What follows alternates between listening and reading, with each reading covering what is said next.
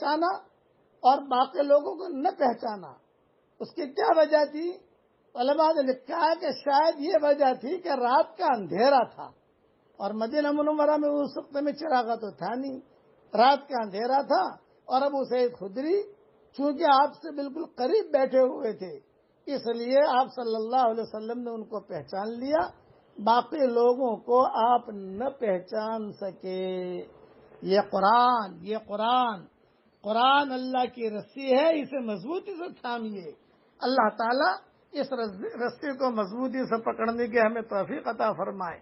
غفلت کی وجہ سے اللہ کی رسی چھوٹ تو سکتی ہے، لیکن اللہ کی رسی کبھی بھی ٹوٹ نہیں سکتی۔ اللہ تعالیٰ اس قرآن سے فائدہ اٹھانے کی ہم سب کو توفیق عطا فرمائے۔ آمین۔ وآخر دعوانا الحمدللہ رب العالمین۔